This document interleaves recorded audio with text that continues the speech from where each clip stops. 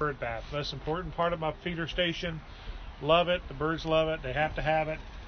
First thing I do with this one is I have about a half turn twist, and I dump out the old version. Can you see down here the plate? It stays plugged in. I don't have to unplug it every time. I can unplug it if I want to take it in and give it a real good cleaning. But I just bring out a pitcher of water and fill it. I have an old pitcher that I use for this, and I don't like filling it too full, because the only weakness this bird bath has is if you fill it to the absolute rim.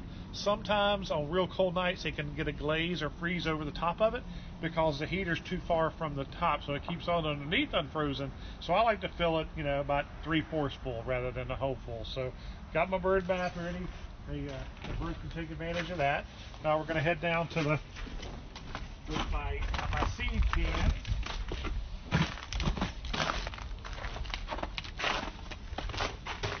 To give Jim Matthew a chance to get moved around here. Here are my seed cans. I never store my bird seed inside. I know I've talked about that before, but it's really important. Even in winter, I don't like keeping bird seed inside.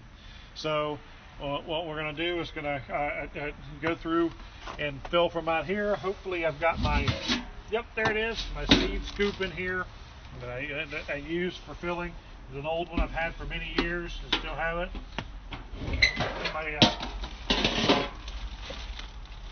Since the heroes of my backyard, or the mainstay of my yard, are the finches, I feed a lot of black tie. The sunflower chips, Nyjer mix, and I keep one tub dedicated to that. It looks like I'm running pretty low, but my first feeder is my 36-inch spiral, and actually, can you get a shot of that? How I've got it hanging from under the eave. This is just a hook attached to the gutter. These feeders are not very heavy, so it's not a problem pulling on the gutter. You can also screw in a cup holder or a C-clamp up there underneath the eave. But this way it keeps it pretty safe from the weather. And what I do is I turn this 36-inch spiral. I can flip the fill, as we call it, and that is, I can take the bottom off and fill the feeder from upside down. And one of the tips on this feeder here is that in this groove around the base of it, the seed can get caught up in there and get kind of cold and frozen in there, and it makes it hard to put the base back on. So what I like to do is take a key, or I have this trusty Batman tag that my daughter gave me years ago. And I like to go through and I like to scrape out that excess seed that might be gathering down in there from filling it several times. I only have to do this, I don't know, once a month or so, maybe once or, but I get that excess seed out of there, and then the base goes back on a lot easier. I like to clean out any seed that might be gathered there, and the seed clamps back on, and then reach up and put it back on the. And there's there. That feeder, I've seen 20 goldfinches on this feeder at one time, and they absolutely love it. They love the spiral, so I like that feeder a lot. Now we got to fill some of the others.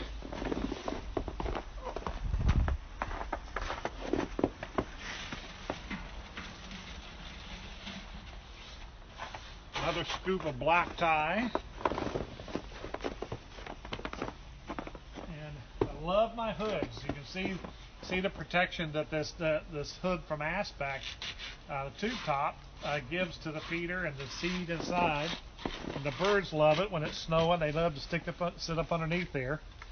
But again, this feeder has the easy clean base, which allows me to fill it from the bottom, so it's constantly rotating the seed, and the seed doesn't get old at the bottom like it does in a lot of finch feeders. So I feed a lot of black tie in my yard, as you can imagine. Lots of goldfinches. That works really nice. The hood, I can put the base in the hood while I'm filling it, and then just flip it back over, and it's ready to go back on there. And then I have another older feeder. We call it the cheese grater. Unfortunately, this company can no longer manufacture this because the screen is not available to them anymore. But I still like it a lot. Get my hood off, set that up into my tray feeder for just a minute, and then top off this with the rest of the black tie. Make sure I put my hood back on again.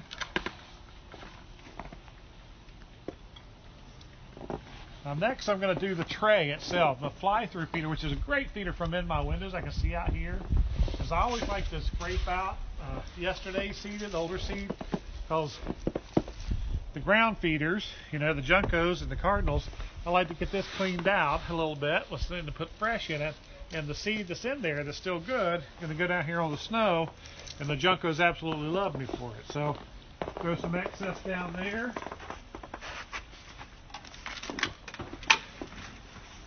My choice for the fly-through, I do two main things in the fly-through. I do Boardwalk Blend, and just spread it out in there, so a lot of the guys can get to that. And then I go back and get a scoop of peanuts.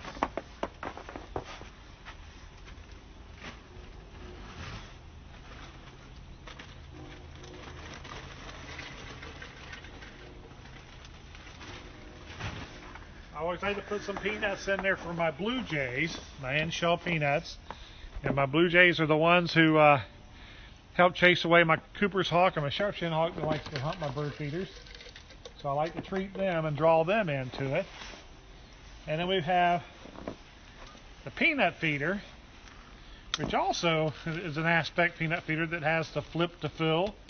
So I can put fresh peanuts in this one by taking off the bottom, and I'm always rotating the peanuts for my woodpeckers. They love the peanuts. Shell peanuts.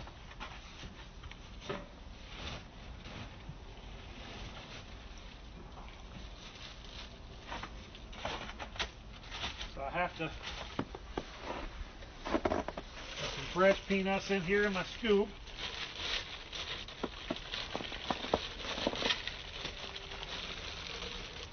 And I tend not to fill my peanut feeder all the way full, because it takes a lot longer for them to drain the peanuts from there.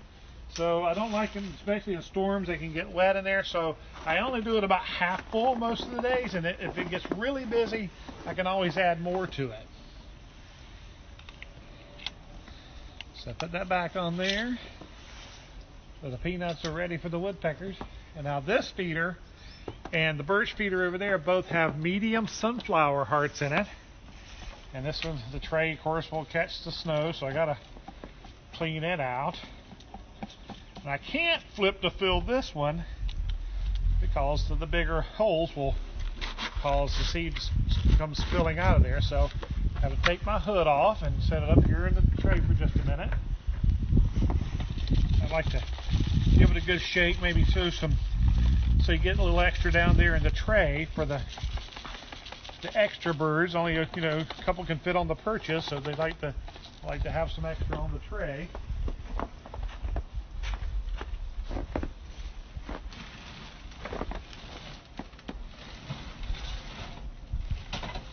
And as luck would have it, I don't have any medium sunflower chips in the tub, so I gotta bring some of those home. So I gotta go put this one back on the feeder. So I just filled my suet log just a couple days ago, so don't need to refill the suet plugs in there. Right now I'm using the Songbird Essential Peanut Suet plugs. I like those. The woodpeckers have been still pretty slow, but they will start coming in. Kind of remove some excess snow from my squirrel buster.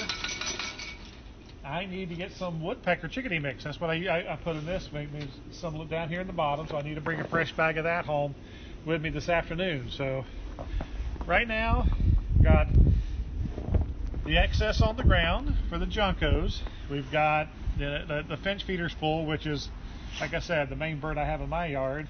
So we got our Juncos taken care of, my goldfinches taken care of, and the tray feeder takes care of the cardinals, the chickadees, titmice, nuthatches, everything comes to the tray feeder. It's just a great all-around open fly-through feeder that a lot of birds feel very safe in. So we filled our water, we filled our feeders. Now we get back inside and we'll let the birds come. So that's what I do just about every single day. And you see, I need to bring home seed. I got the woodpecker mix, and I got some I need some medium sunflower chips. So Ruth reminded me to bring that home today whenever I leave work. So thanks for joining in. That's a neat program. I hope that helps you out. So send in ideas for future programs. Give us a like, give us a share. Till then, come by and let's talk birds. 2, 1. Would you like to learn more about wild birds? You might want to hit that subscribe button.